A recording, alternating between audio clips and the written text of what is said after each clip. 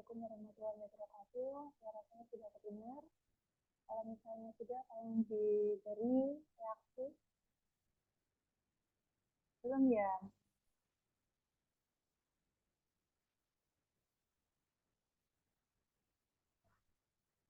Masih belum? Bagaimana, Bu? Sudah? Sudah? Oke. Oke, terima kasih. Selamat siang. Gimana keadaannya? Siang, Bu. Alhamdulillah sehat. Ya, terima kasih. Hari ini kabarnya kita berangkat terlebih dahulu. Doa menurut keyakinan dan kepercayaan masing-masing, berdoa dipersilakan.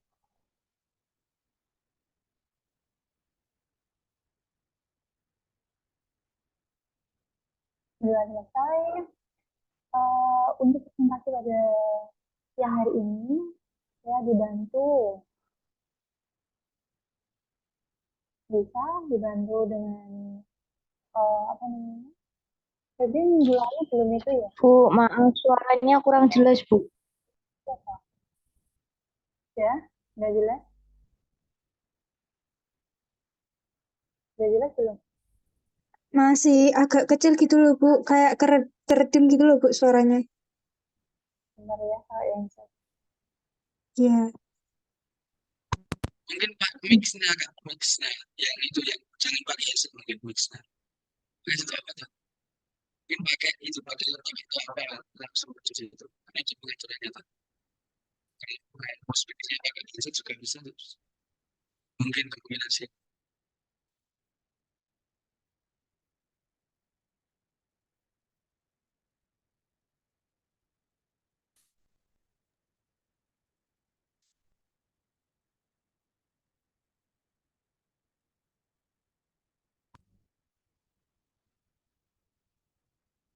Ini enggak kayak enggak biasanya. Iya, ini suaranya kurang jelas. Ini udah jelas belum suaranya? Udah jelas belum? Ini hubungan internasional yang ada itu. Udah? Saya dibantu untuk pertemuan terakhir kita. Saya dibantu presentasi terlebih dahulu. Ya, tapi minggu lalu tidak berangkat ya?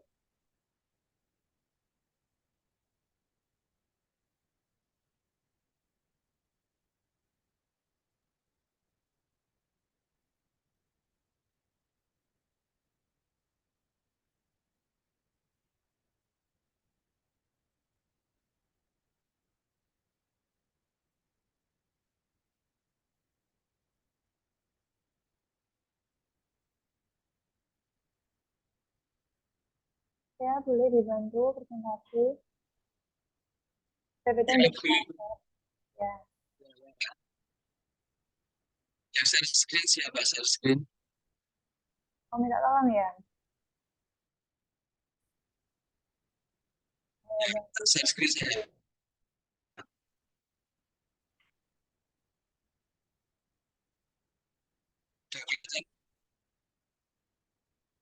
Oh, udah. Silakan. PB bisa dibantu presentasi PB karena kemarin tidak berangkat ya.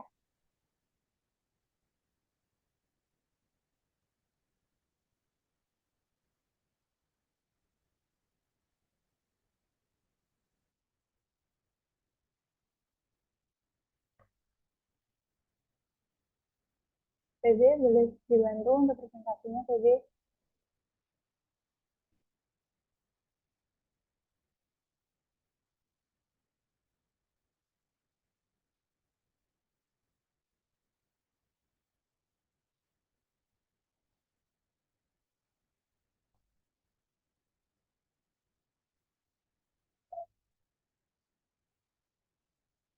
PB boleh dibantu untuk presentasinya PB.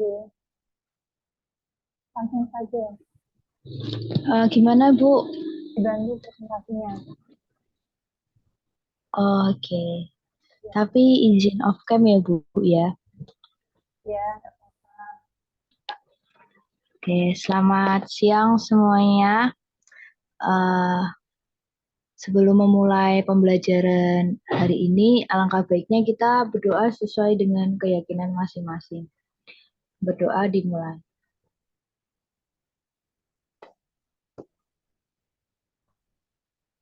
Oke, berdoa selesai.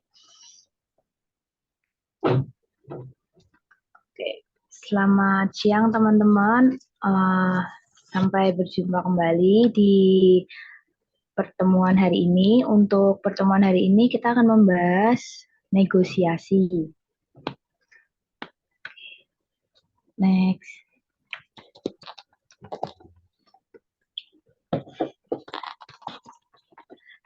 Dalam komunikasi bisnis, negosiasi adalah suatu proses di mana dua pihak atau lebih yang mempunyai kepentingan yang sama atau bertentangan bertemu dan berbicara untuk mencapai suatu kesepakatan. Jadi negosiasi sendiri ini kayak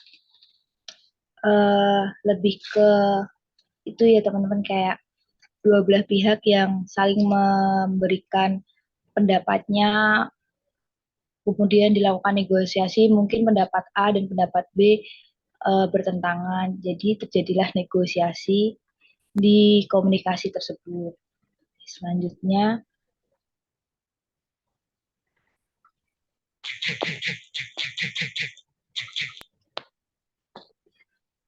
negosiasi adalah proses di mana para pihak ingin menyelesaikan permasalahan, melakukan suatu persetujuan untuk melakukan suatu perbuatan, melakukan penawaran untuk mendapatkan suatu keuntungan tertentu, dan atau berusaha menyelesaikan permasalahan untuk keuntungan bersama. Iya, jadi sama ya kayak penjelasan di awal tadi, lebih ke ingin menyampaikan pendapat dan kemudian dinegosiasi, diambil gimana baiknya bagi kedua belah pihak. Selanjutnya,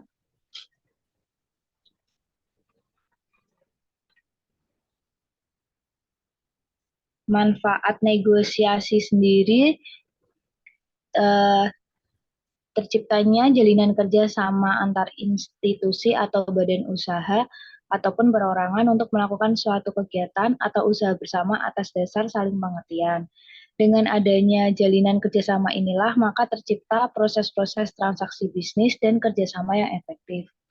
Untuk yang kedua, manfaat negosiasi bagi suatu perusahaan, proses negosiasi akan memberikan manfaat bagi jalinan hubungan bisnis yang lebih luas dan pengembangan pasar. Yang ketiga, meningkatkan relasi, reputasi, dan profesionalisme. Slide selanjutnya. Secara sosial politik ada 4 kemampuan yang harus dikuasai. 1, mengidentifikasi dan mengenali dengan baik pihak yang mau dilobi atau dinegosiasi. Yang kedua, mengenali prosedur tetap, tata cara, kelembagaan atau kebiasaan personal pihak yang mau dilobi maupun dinegosiasi.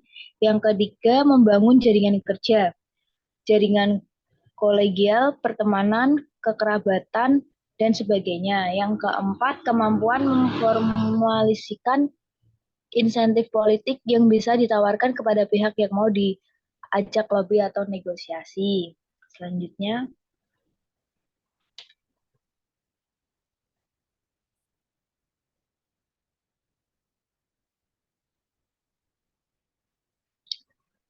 untuk strategi negosiasi ini, kita perlu memiliki strategi yang tepat agar mendapatkan hasil yang kita inginkan.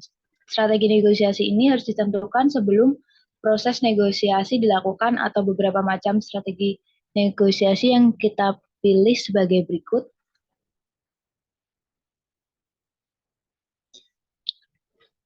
Selanjutnya, Sambil dijelaskan juga ya tadi. oke. Ya, kalau teman-teman Win-win. yang nanya, langsung bertanya aja nggak apa-apa.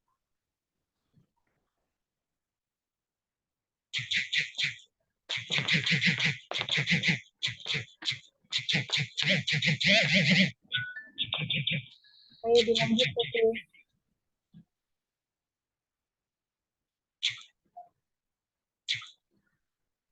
Dilanjut dulu Putri.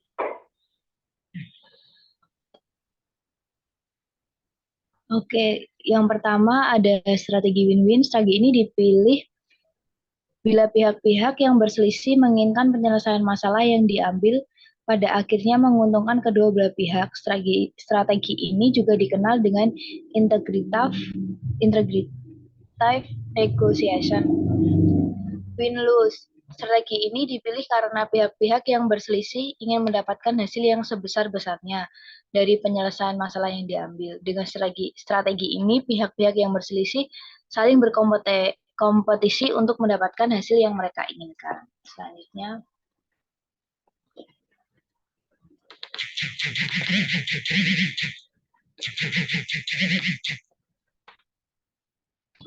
lose-lose. Strategi ini dipilih biasanya sebagai dampak kegagalan dari pemilihan strategi yang tepat dalam bernegosiasi. Akibatnya, pihak-pihak yang berselisih pada akhirnya tidak mendapatkan sama sekali hasil yang diharapkan.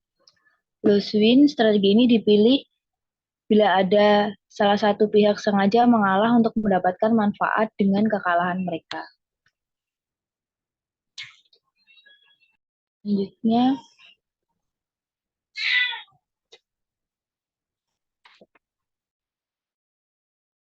jenis-jenis negosiasi berdasarkan gaya dan pendekatan dalam proses negosiasi.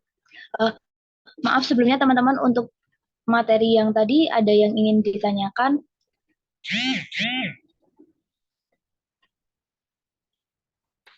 Silakan kita video langsung Bisa bertanya. bertanya. Oke. Bebe boleh. Ya. Bisa bertanya boleh Kak Bebe. Iya, Isa. Dalam sebuah negosiasi kan pasti ada hambatan-hambatannya. Dan itu kan tidak sesuatu hambatan yang tidak ingin dirasakan dalam sebuah negosiasi. Tidak menginginkan bahwasanya kesepakatan ini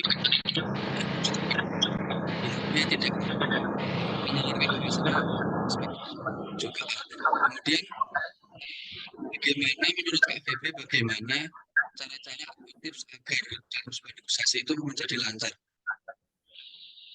Ini itu dulu. Inti poin pertanyaannya apa Mas Isa, lebih dikerasin lagi suaranya, soalnya ini suaranya Mas Isa nyeper dan nggak begitu kedengeran. Fokusin ke pertanyaannya aja. Apa yang perlu dilakukan agar negosiasi menjadi lancar? Bagaimana intinya gimana negosiasi biar berjalan lancar gitu.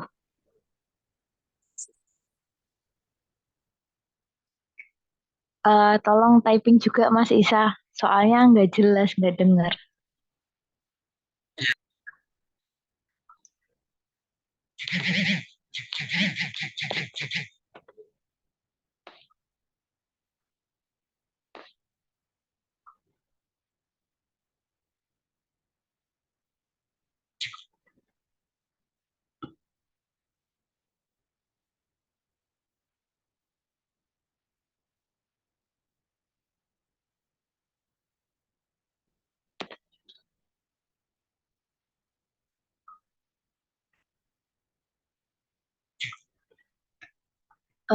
Bagaimana tips dan trik agar negosiasi menjadi lancar menurut Kak Febe? Oke. Jadi lebih kayak tadi nerapin strateginya sih, kayak intinya ini mau gimana. Pastinya kalau mau ada negosiasi pendapat gitu lebih baik jangan cuman melibatkan dua orang. Kalau bisa lebih, biar apa? Biar nanti kayak kita minta pendapat mungkin orang ketiga di dalam diskusi itu, kayak ini gimana negosiasinya, si A pengennya si gini, si B pengennya begini, nanti biar bisa diambil tengahnya gitu, Sar. Ya sama lebih ke menurunkan egonya masing-masing sih. walaupun dari mereka berpendapat bahwa apa yang mereka sampaikan itu benar, tapi lebih ke egonya masing-masing sih. Kalau menurut saya begitu. Gimana Mas Isa? Jadi, suara saya terdengar.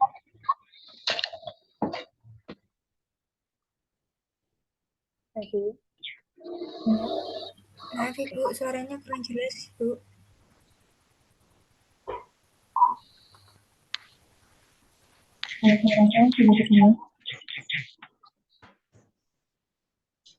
Sudah?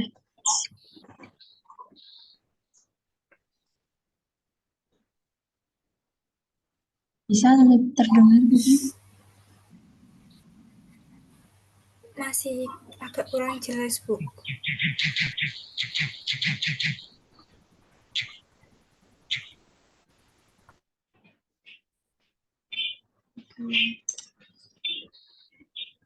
Ini belum terdengar jelas ya? Nah, Iya, ini Bu, udah belum. better Bu suaranya. Tapi masih kayak yang kecil gitu Bu suaranya. sudah jelas. Udah jelas?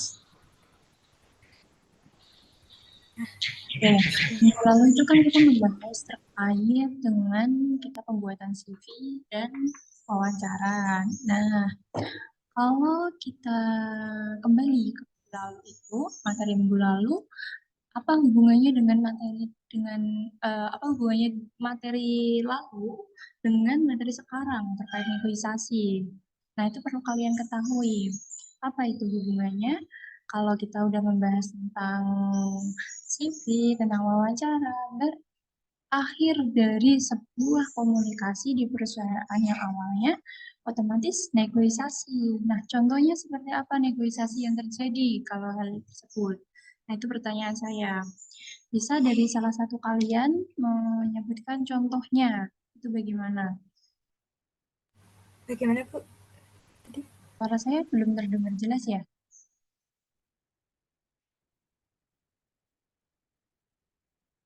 Sudah? Kalau misalnya sudah, tolong dikasih respon. Minggu lalu, kita sudah membahas terkait pembuatan CV dan wawancara. Itu masuk dalam komunikasi kan, dalam dunia perusahaan untuk awal-awal kita mendaftarkan diri kita ke perusahaan tersebut. Nah, hubungannya apa kedua itu dengan negosiasi? Tolong di antara kalian sebutinlah contohnya. Salah satu aja contohnya. Itu. Coba jelaskan. Boleh Isa, boleh Feby, boleh Widya. Izin menjawab, Pak. Izin menjawab.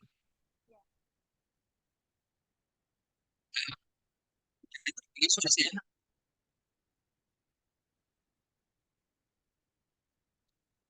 Sudah, Iya, suaranya sudah.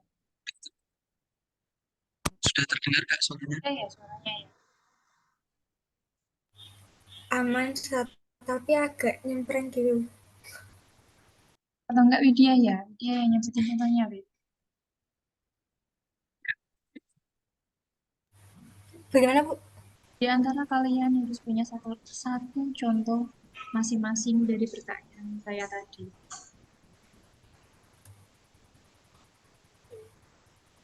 Boleh dimulai dari Isa dulu, boleh? Tadi karena udah punya jawaban ya.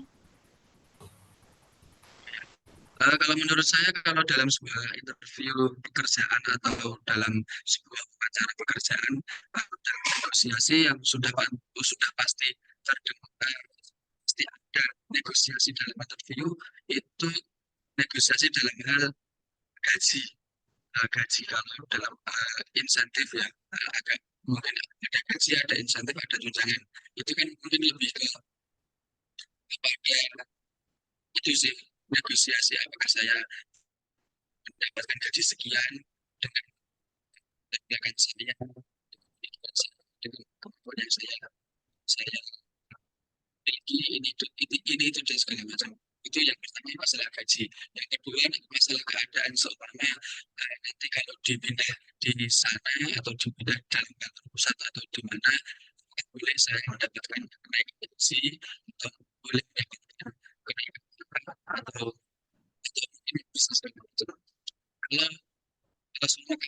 tersebut menginginkan kita untuk berpindah dari kantor tersebut, tetapi kita tidak mau atau tidak menginginkan perpindahan tersebut, maka mungkin kita bisa mengajukan penawaran bahwasanya saya mungkin agak keberatan dengan hal ini. Kalau saya harus dipindah di kantor tersebut, saya dengan alasan yang ini itu dan segala macam, dengan alasan yang masuk akal dan bisa diterima. Dan itu dari saya. Sam. Ini hubungannya karena setelah tadi kita pembuatan CV, pelamaran secara administrasi, terus kita bagaimana komunikasi kita melalui wawancara, setelah itu berarti output yang kita peroleh dari keduanya itu berarti negosiasi, kesepakatan antara kedua belah pihak, antara perusahaan dan kita sebagai karyawannya, bagaimana gitu ya. Terus Widya, boleh dikasih contoh?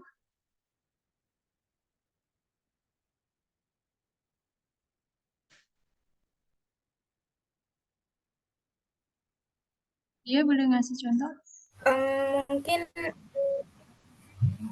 ini Bu, negosiasi saat kita ingin mengajukan cuti kerja. Nah, mungkin ketika seorang karyawan itu sedang hamil atau apa dan sudah mendekati HPL atau apa, jadi antara karyawan dengan perusahaan harus ada negosiasi sehingga nanti tidak ada miskomunikasi antara kedua belah pihak, gitu Bu. Masuk. Jadi ada kesepakatan awal terkait cuti. Ya. Kita bisa sebut jangan kita ya. Bagaimana nanti cutinya atau enggak libur kita, jam operasional kerja kita itu harus jelas di mana nantinya dari negosiasi itu terciptalah sebuah kontrak. BB ada contoh? BB? VP belum bisa, Kak. Begitu. Oke. Sementara dilanjut video ya.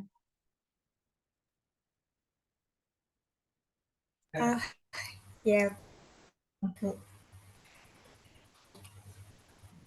Yang selanjutnya yaitu jenis-jenis negosiasi berdasarkan gaya dan pendekatan dalam proses negosiasi. Next.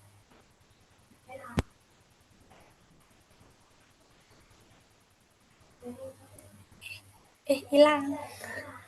Nah, berorientasi pada bargaining merupakan sebuah bentuk negosiasi yang menggunakan pendekatan yang digunakan oleh para komunikator yang kompetitif.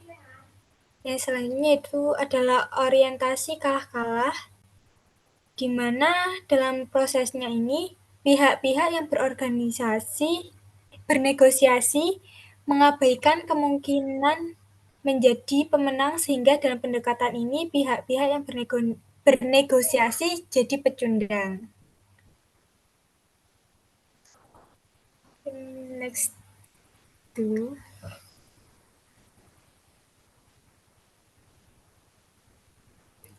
Yang selanjutnya yaitu ada negosiasi dalam bentuk kompromi. Negosiasi dalam bentuk kompromi yaitu pengambilan pilihan yang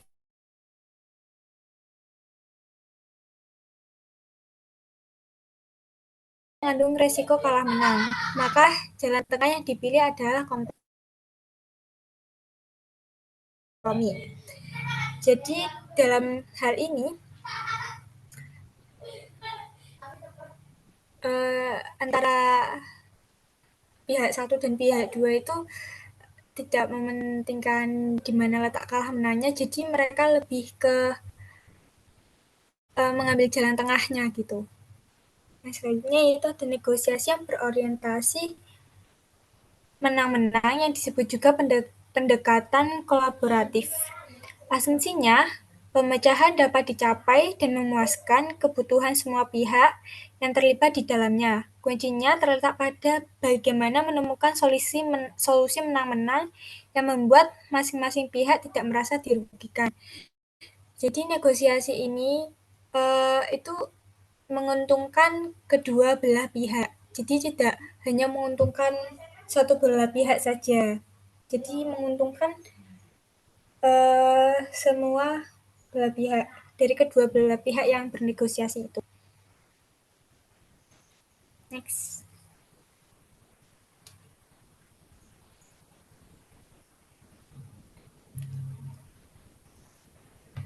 Nah, kapan sih negosiasi itu diperlukan? Nah, yang pertama yaitu negosiasi diperlukan pada saat kita tidak mempunyai kekuasaan untuk memaksakan suatu hasil yang kita inginkan. Yang kedua yaitu terjadi konflik antar pihak yang masing-masing pihak tidak mempunyai cukup kekuatan atau kekuasaan yang terbatas untuk menyelesaikan secara sepihak. Jadi bisa dikatakan negosiasi pada yang terjadi di kejadian kedua ini itu bisa menjadi jalan tengah untuk seseorang yang tidak saling memiliki jabatan namun memiliki konflik.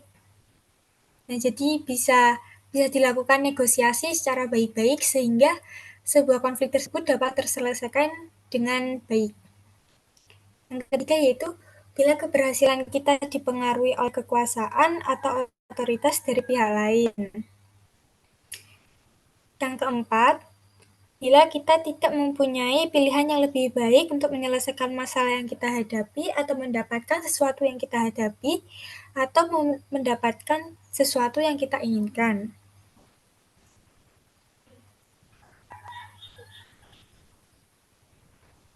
Next.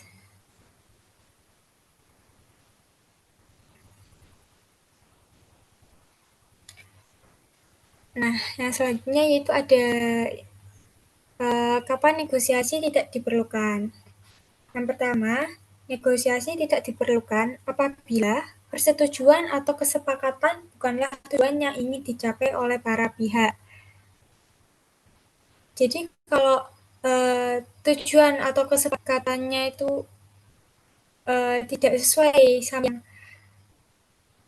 diinginkan oleh para pihak, maka negosiasi tidak diperlukan.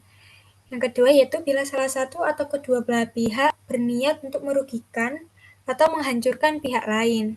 Nah, kalau ini itu otomatis dapat merugikan salah satu pihak.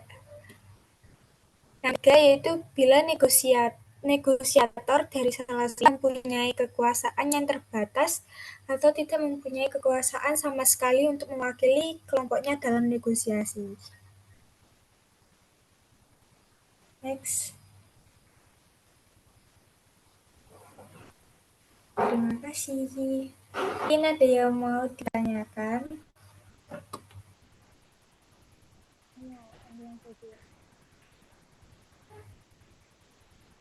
Maaf Ibu, suaranya kurang jelas. Ya, udah jelas. Nah, sudah. Kan Isa atau Feby untuk bertanya.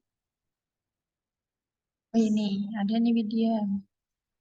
Hal apa saja yang harus diperhatikan atau hal-hal apa yang perlu diperhatikan dalam negosiasi? Nah, menurut Widya itu apa aja? Itu dari Isa.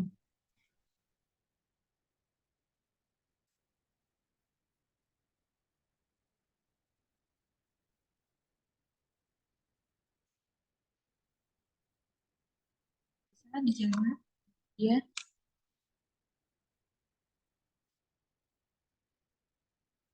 karena saya terdengar dengan jelas. Bagaimana Bu? Tadi sinyalnya hilang Bu, nge-lag. Nah, itu pertanyaan dari Isa. Bagaimana maaf, hal apa saja yang harus diperhatikan atau hal-hal yang yang perlu diperhatikan dalam negosiasi? Apa itu hal-hal yang perlu diperhatikan menurut Widya?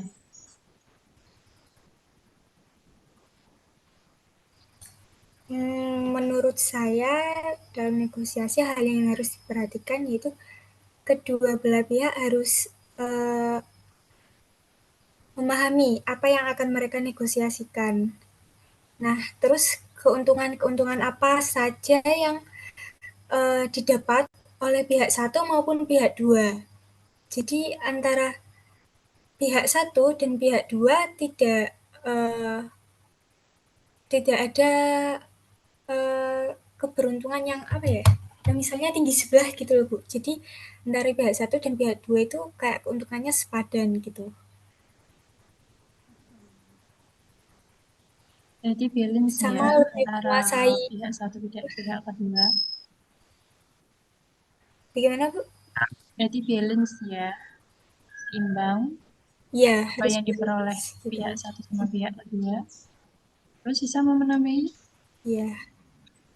Jadi dibilang kan ada win dan loss. Kemudian kalau dalam win atau loss itu balance-nya di mana kan nggak balance dalam artian eh, ada yang satu yang menang, ada satu yang kalah juga. Kan nggak balance itu kan.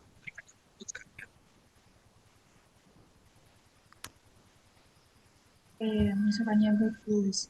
Jadi kalau menurut Widya tadi balance, tapi ditanggapi oleh Lisa, kita kalau negosiasi pasti ada hal yang menang, ada yang kalah, ya kan? Ada mana yang nantinya dia unggul dan nantinya dia mungkin menerima ya, lebih menerima, bukan yang penting bukan menghancurkan atau merugikan orang yang pihak manapun. Pada intinya kedua belah pihak itu kalau terjadi negosiasi berarti mereka saling menerima apa yang mereka peroleh gitu kan untuk bisa sama-sama memajukan perusahaannya tentunya. Kalau kita sebagai karyawan berarti apa hubungannya dalam negosiasi ini ya seperti halnya tadi kita dikasih ini nih hal-hal terkait gaji, cuti, dan lain sebagainya. Terus bagaimana reaksi kita? Kita menerima tuh atau menegosiasi. Nah, kalau kita menego, berarti terjadi ketidaksinkronan kan apa yang kita peroleh.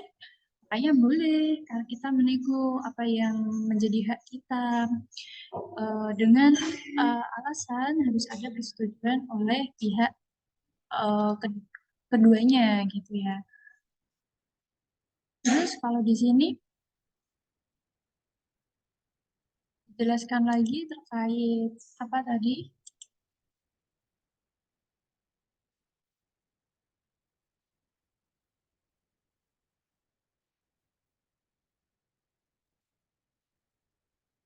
Kapan negosiasi ini perlu, kapan tidak perlu. Nah, itu penting semua ya, teman-teman. Jadi, secara dalam komunikasi bisnis itu kita memang harus mempelajari juga terkait negosiasi. Yang mana melatih kita ya pastinya ya, bagaimana kita mampu menawarkan bagaimana kita mampu memenuhi hak-hak kita, atau bagaimana kita mampu nih dengan kualifikasi kita yang bisa kita katakan unggul, tapi perolehannya ternyata minim, nah kita boleh nih menawarkan, menipu. Terus ada lagi tambahan dari Isa atau Widya? Tanggapan atau pertanyaan?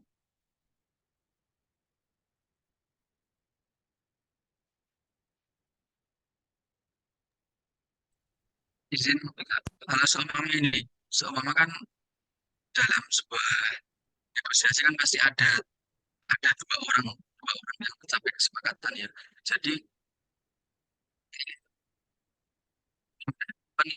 bukan penelitian siapa, melihat target yang mau didiskusikan, yang mau ikut diskusi itu penting atau enggak itu atau harus instan aja gitu.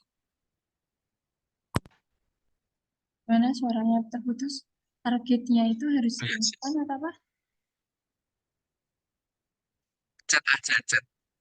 Oke, oke.